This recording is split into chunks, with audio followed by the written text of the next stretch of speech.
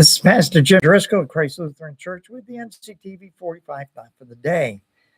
Last Monday was the commemoration of Patriots Day in Boston, Mass. It's also in Maine, too, the only two states. The day commemorates the Battle of Lexington Green and the Concord North Bridge, which started the American Revolutionary War. I've been reciting the poem by Henry Wadsworth Longfellow titled The Midnight Ride of Paul Revere. It's rather lengthy, so I've divided it up over the past few days. So let's pick it up. A moment only he feels the spell of the place and the hour and the secret dread of the lonely belfry and the dead. For suddenly all his thoughts are bent on a shadowy something far away where the river winds to meet the bay, a line of black that bends and floats on the rising tide like a bridge of boats.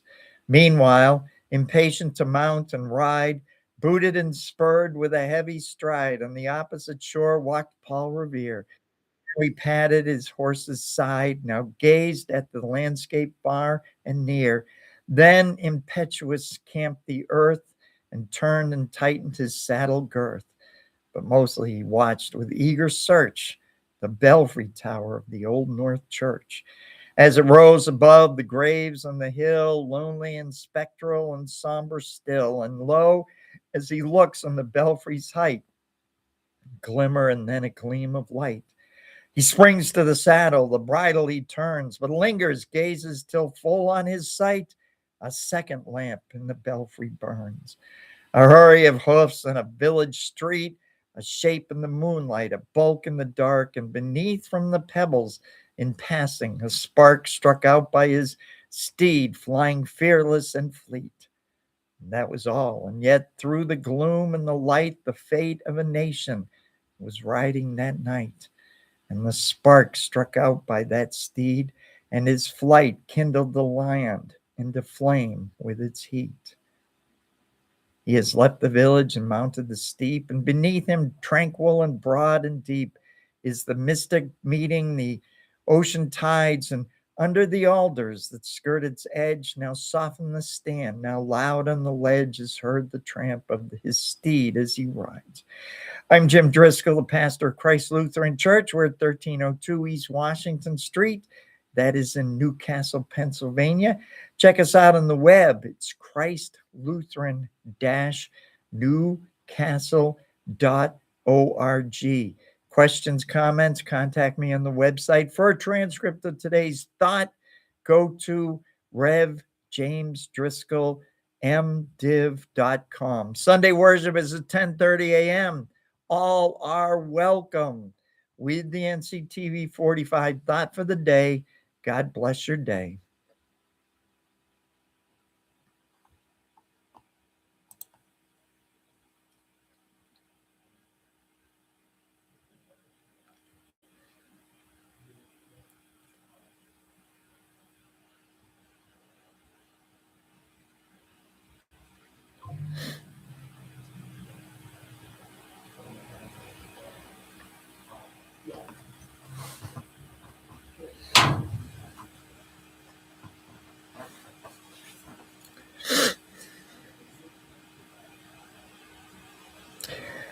This is Pastor Jim Driscoll of Christ Lutheran Church with the NCTV 45 thought for the day. Last Monday was the commemoration of Patriots Day in Boston, Massachusetts. Patriots of the Revolutionary War. The day commemorates the Battle of Lexington Green and the Concord North Bridge, which started the American Revolutionary War. I've been reciting the poem by Henry Wadsworth Longfellow titled The Midnight Ride of Paul Revere. It's rather lengthy, so I've divided it up over the past few days. So let's pick it up. It was 12 by the village clock when he crossed the bridge into Medford town. He heard the crowing of the cock and the barking of the farmer's dog, and he felt the damp of the river fog that rises after the sun goes down. It was 1 by the village clock when he galloped into Lexington. He saw the gilded weathercock swim in the moonlight as he passed, and the meeting house windows blank and bare gazed at him with a spectral glare, as if they already stood aghast at the bloody work they would look upon. It was 2 by the village clock when he came to the bridge in Concord town.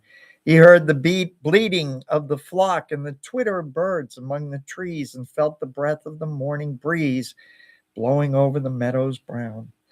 And one was safe and asleep in his bed, who at the bridge would be the first to fall, who that day would be lying dead, pierced by a British musket ball. You know the rest in the books. You have read how the British regulars fired and fled, how the farmers gave them ball for ball from behind each fence and farmyard wall, chasing the redcoats down the lane, then crossing the fields to emerge again under the trees at the turn of the road, and only pausing to fire and load. So through the night rode Paul Revere, and so through the night went his cry of alarm to every Middlesex village and farm, a cry of defiance and not of fear, a voice in the darkness, a knock at the door, and a word that shall echo forevermore. For born on the night wind of the past, through all our history to the last, in the hour of darkness and peril and need, the people will waken and listen to hear the hurrying hoofbeats of that steed and the midnight message of Paul Revere. I'm Jim Driscoll, pastor of Christ Lutheran Church. We're at 1302 East Washington Street in Newcastle, Pennsylvania. Check us out on the web. It's christlutheran-newcastle.org. Questions, comments, contact me on the website. For a transcript of today's thought, go to revjamesdriscollmdiv.com. Sunday worship is at 10:30 a.m. All are welcome with the NCTV 45 thought for the day. God bless your day.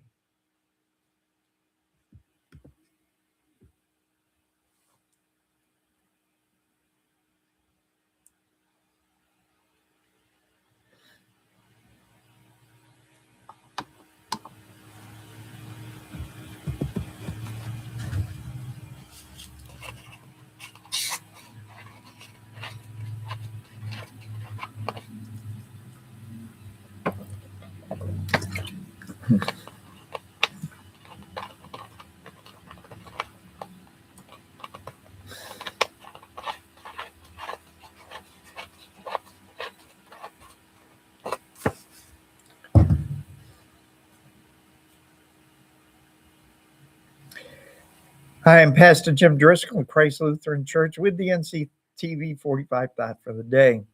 Last Monday was the commemoration of Patriots' Day in Boston, Massachusetts. The day commemorates the Battle of Lexington Green and the Concord North Bridge, which started the American Revolutionary War.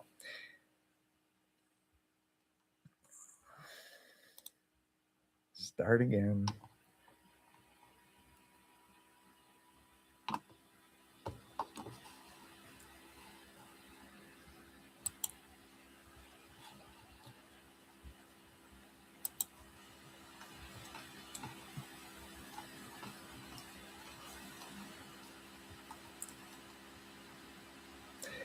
This is Pastor Jim Driscoll of Christ Lutheran Church with the NCTV 45 thought for the day. Last Monday was a commemoration of Patriots' Day in Boston, Massachusetts. The day commemorates the Battle of Lexington Green and the Concord North Bridge, which started the American Revolutionary War. It was pretty much of a standoff at Lexington Green until a shot was fired. No one knows who fired it, but the tradition has been that it was fired from Buckman's Tavern, which is adjacent to Lexington Green, by a patriot. And at that point, firing was back and forth. And while patriots lay on the ground who were shot, the British marched through and proceeded to the bridge in Concord. There were two more riders that night. And for the sake of historical accuracy, Paul Revere never made it to Lexington. He never made it to Concord, actually. A man named William Prescott was the only one to make it all the way to Concord. Samuel Dawes was the other rider. Dawes and Revere were stopped and diverted by British patrols. In something of a parody, Helen F. Moore wrote The Midnight Ride of William Dawes in 1896, about 120 years after the beginning of the war. Quote, "I am a wandering bitter shade, never of me was a hero made. Poets have never sung my praise, nobody crowned my brow with bays. And if you ask me the fatal cause, I answer only, my name was Dawes." 'Tis all very well for the children to hear of the midnight ride of Paul Revere, but why should my name be quite forgot, who wrote as boldly and as well? God, what? Why should I ask? The reason is clear. My name was Dawes and his Revere. When the lights from the old North Church flashed out, Paul Revere was waiting about, but I was already on my way. The shadows of night fell cold and gray as I rode with never a break. But what was the use when my name was Dawes? Now, we can't forget the Battle of Concord Bridge. This is where the British proceeded after they walked through the battlefield on Lexington Green. And this is where the Americans turned the British back to Boston. Both battles certainly have an important place in American history. When the British were forced to retreat back to Boston, patriots from all over New England started to shadow the British troops and, when possible, would fire from behind trees and the stone walls and inflicted many casualties on the British. Subsequent battle at Bunker Hill, actually Breed's Hill, also inflicted a great number of casualties on the British. When Henry Knox transported artillery from Fort Ticonderoga, captured from the British by Ethan Allen and the Green Mountain Boys, when that artillery was placed on Dorchester Heights, pointed at the British ships in the harbor, the British were forced to evacuate Boston and never really returned to New England again, even during the War of 1812. An ancestor of mine fought at the Battle of Bunker Hill, and goes to show that the British knew how tough we New Englanders are and chose to attempt to retake the United States, avoiding my ancestors in New England. The Concord Hymn was written by Ralph Waldo Emerson for the 1837 dedication of the Battle Monument in Concord, Massachusetts, and also coined the famous phrase, "the shot heard round the world." This is Emerson's poem, "By the rude bridge that arched the flood, their flag to April's breeze unfurled. Here once the embattled farmers stood and fired the shot heard round the world. The foe long since in silence slept. Alike the conquered silence sleeps, and time the ruined bridge has swept down the dark stream which seaward creeps. On that green bank by this soft stream we set today a votive stone. The memory may their deed redeem when, like our sires, our sons are gone. And spirit that made those heroes dare to die and leave their children free, bid time and nature gently spare the shaft we raised to them and thee." End quote. Revere did go on to serve in the Continental Army. He served with Benedict Arnold in an attempted invasion of Canada, which did not go well. Major Pitcairn was killed shortly after in the Battle of Bunker Hill. With all the other nonsense passing for history, there are many people should be remembered and aren't. Take some time to remember those who served, not just in the Revolutionary War, but all the wars right up to today that were always about serving the American people. I'm Jim Driscoll, the pastor of Christ Lutheran Church, 1302 East Washington Street, Newcastle, Pennsylvania.